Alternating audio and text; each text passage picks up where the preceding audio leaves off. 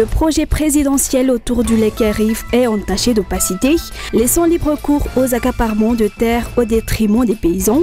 Le CIF, la plateforme nationale pour le foncier, a tiré aujourd'hui la sonnette d'alarme. Près d'un an plus tard, la promesse du président André Rajoelina de réduire de 80% les délestages reste sans effet.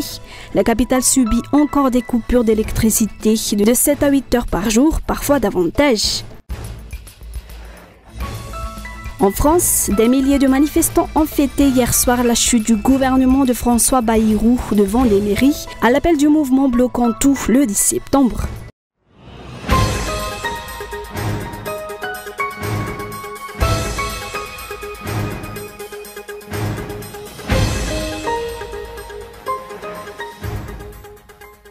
Le projet présidentiel au lac Arrive et dans ses environs manque de transparence, une situation qui profite aux voleurs de terrain sur place. C'est ce qu'affirme le coordinateur national du CHAIUMBU Nanawani Fananantani, CIF, le plateforme nationale pour le foncier. Officiellement, le secteur 12 qui s'étend sur 310 hectares n'est pas inclus dans le projet lac Arrive. Pourtant, les remblaiements de rizières s'y poursuivent sans qu'il soit clair qui en est le véritable initiateur au rang des des paysans touchés. Pour le CIF, cette situation illustre parfaitement l'absence de transparence dans la conduite des projets étatiques. Elle ouvre aussi la voie à des accaparements des terres illégaux.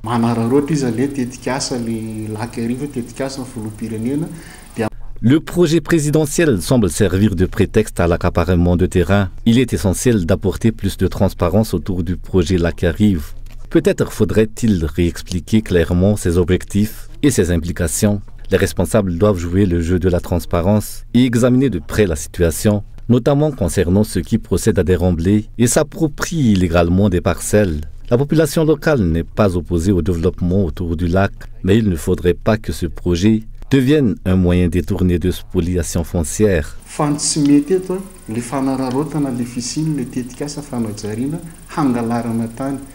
À ce jour, plus de 70 hectares sur les 310 que compte le secteur 12 ont déjà été remblayés. Environ 80 000 paysans directement concernés lancent des appels à l'aide restés sans réponse de la part des autorités. Le CIF exhorte donc l'État à agir rapidement pour résoudre ce conflit foncier qui ne cesse de s'aggraver.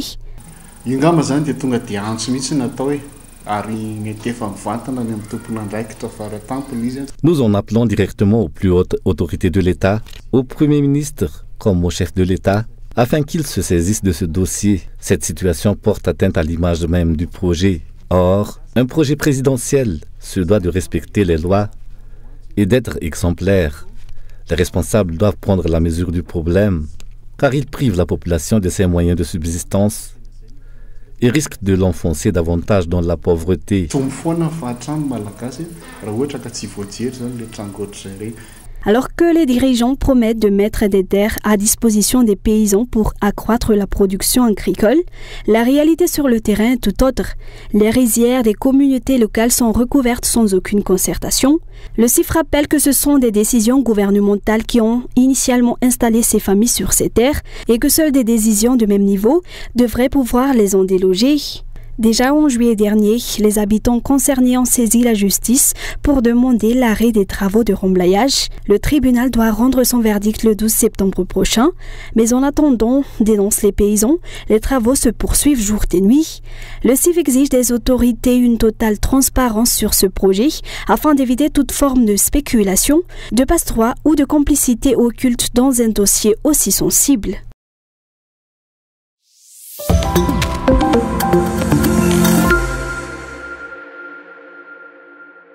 Trois premiers ministres ont été contraints de quitter leurs fonctions à l'étranger cette semaine. Deux d'entre eux ont présenté leur démission après avoir reconnu leur incapacité à gérer la situation de leur pays. Le premier ministre japonais a ainsi quitté ses fonctions dimanche face à son impuissance à contenir la flambée du coût de la vie et après la défaite de son camp aux élections sénatoriales. Ce lundi, c'est le chef du gouvernement népalais qui a annoncé son retrait sous la pression de manifestations massives dans les rues de Katmandou. Enfin, en France, le Premier ministre a été renversé hier par un vote de défiance à l'Assemblée nationale. Il est donc contraint avec son gouvernement de remettre sa démission.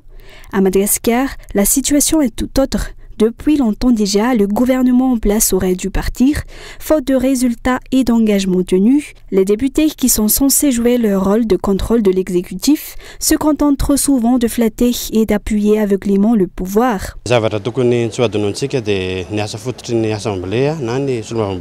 Il ne faut pas perdre de vue que l'Assemblée nationale a pour mission d'élaborer les lois, de contrôler l'action de l'exécutif, d'informer la population et de prendre des mesures lorsque le gouvernement se montre inefficace, comme par exemple à travers les motions de censure. Dans le contexte actuel, il est toutefois peu probable qu'une motion de censure puisse être appliquée, sauf si les députés indépendants et ceux de l'IRMAR prennent pleinement conscience de la gravité de la situation.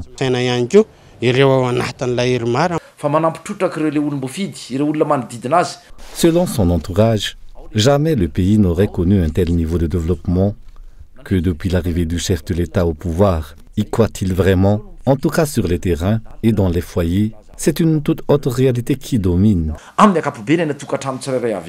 Les crises politiques observées au Japon, au Népal et en France paraissent dérisoires au regard de ce que vit Madagascar. Rien ne fonctionne plus normalement dans le pays. L'agriculture est sinistrée, l'insécurité est bel et bien installée, la corruption gangrène les institutions, l'arrière s'effondre, les routes nationales sont impraticables et l'éducation est négligée.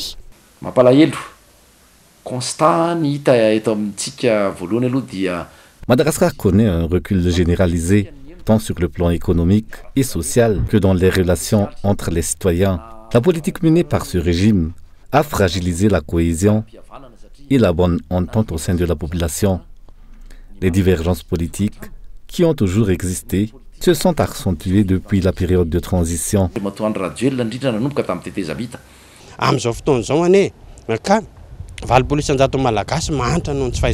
Aujourd'hui, 80% de la population vit dans la pauvreté en raison de la mauvaise gouvernance. Plus de 70% des jeunes sont sans emploi pour les mêmes raisons. Par ailleurs, 40% des enfants souffrent de malnutrition et le taux d'abandon scolaire dépasse 60%.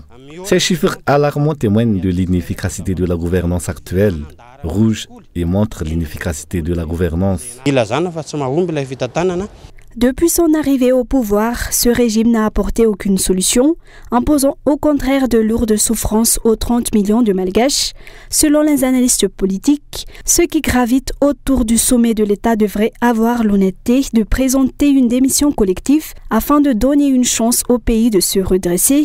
Mais l'esprit de clan, l'appétit pour les privilèges, le goût du pouvoir et les compromissions dominent.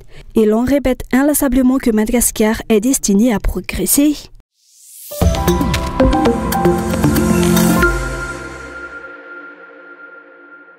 Le président Andry Rajoelina avait promis le 30 octobre 2024 lors d'une visite à la Jirama d'Amboumanaboul que les délestages seraient réduits d'au moins 80% dans la capitale et que l'électricité ne serait plus coupée entre 6h du matin et 22h afin de permettre aux habitants de travailler normalement. Presque un an plus tard, cette promesse reste lettre morte. Les coupures durent aujourd'hui encore 7 à 8 heures par jour, parfois davantage. À l'époque, le chef de l'État avait également annoncé la mise en place de centres de production d'énergie renouvelable à travers le pays pour atteindre une capacité de 1000 MW en 4 ans. Le 19 juin 2025, il a de nouveau promis une augmentation annuelle de 100 MW. Or, le projet de centrale de 105 MW à Amboumanaboul, qui devrait être opérationnel fin 2023, n'a toujours pas vu le jour.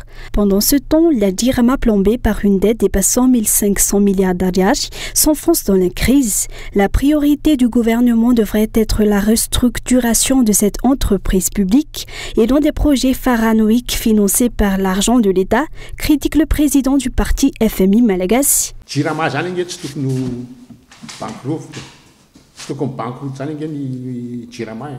La Jirama ne devrait pas être en faillite et sa privatisation n'est certainement pas la solution pour la rendre fonctionnelle. Si l'entreprise peine à remplir son rôle, c'est avant tout le résultat d'une mauvaise gestion et d'un manque de financement de la part de l'État. Les dettes accumulées, y compris celles que l'État lui-même doit à la Jirama, n'ont fait qu'aggraver sa situation. En réalité, c'est l'État qui a conduit la compagnie au bord du gouffre. Pourtant, la Jirama devrait être considérée comme une priorité nationale, bien avant des projets comme l'autoroute ou le téléphérique. Avec une dette colossale de 6 milliards de dollars, l'État n'a même pas été en mesure d'investir dans l'achat d'une centrale électrique pour l'entreprise. Conséquence, la JIRAMA est contrainte de recourir à la location de centrales. Un système gangrené par le népotisme, fonctionne-t-elle ou non, peu importe, elle doit payer la location. Et le plus choquant, c'est que même lorsque la JIRAMA dispose de ses propres centrales, ce sont celles louées qui sont privilégiées. Ces choix incohérents et destructeurs finissent par saborder l'entreprise de l'intérieur. L'entreprise elle-même a déjà averti que les coupures risquent de s'intensifier.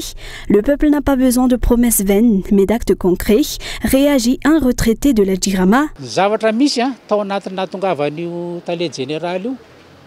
Depuis l'arrivée de ce directeur général, l'eau n'atteint plus les grands réservoirs. Au lieu d'engager de véritables travaux de réhabilitation, on nous répète sans cesse que les installations sont vétustes. Pourquoi alors se précipiter à remplir des camions-citernes, à installer des bonbonnes et à mettre en place un système aussi inefficace? À chaque délestage ou coupure d'eau, ce sont les pétroliers qui en tirent profit. Que les groupes électrogènes fonctionnent ou non, ils perçoivent de toute façon un montant forfaitaire prévu dans les contrats.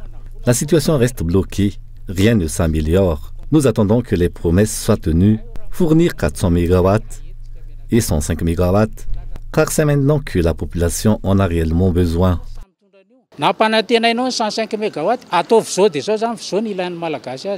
Plusieurs techniciens affirment qu'il existe bel et bien des solutions techniques pour redresser la compagnie, mais que la volonté politique fait défaut. Pour eux, l'urgence est d'accroître la production afin de répondre à la demande des usagers. Les citoyens attendent des réalisations tangibles, pas des discours interminables qui ne se traduisent jamais dans les faits.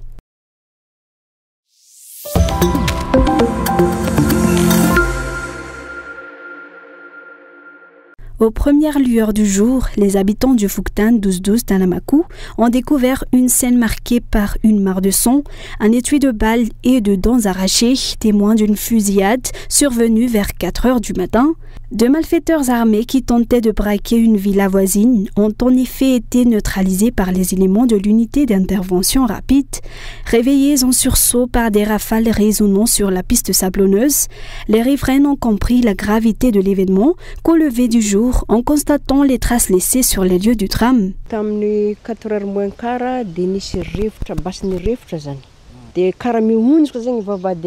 On a entendu des coups de feu. Peu avant 4 heures du matin, une rafale de 12 coups. Nous nous sommes tous baissés, nous n'avons pas osé sortir de nos maisons. C'est mon frère qui a osé mettre le nez dehors vers 5h30 et nous avons suivi. Nous avons vu des dents et du sang.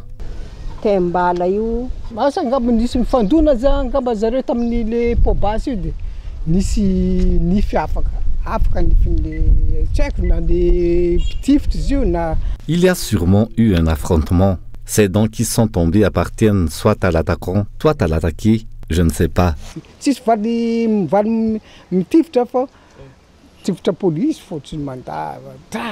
À l'écoute des tirs, la plupart des habitants ont immédiatement pensé à une tentative d'attaque armée. Certains ont même appelé au secours.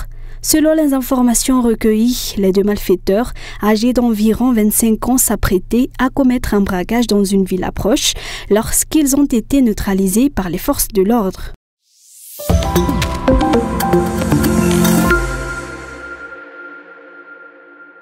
C'est dans une ambiance solennelle que les équipes nationales malgaches de natation ont été accueillies à leur tour du championnat d'Afrique Zone 4 qui s'est tenu dans la ville de Mbamban, au Eswatini, du 3 au 7 septembre dernier. Sur les 16 athlètes engagés, Madagascar a décroché un total de 28 médailles, confirmant ainsi le potentiel des nageurs malgaches à rivaliser à un niveau encore plus élevé. J'ai gagné 6 médailles, dont 4 d'argent, plus 3 records d'Afrique, un record de Madagascar et 2 autres médailles d'argent. Argent en accro. Ces performances soulignent toutefois la nécessité de renforcer l'accompagnement et le soutien accordé aux athlètes qui ont fourni des efforts considérables pour atteindre un tel résultat.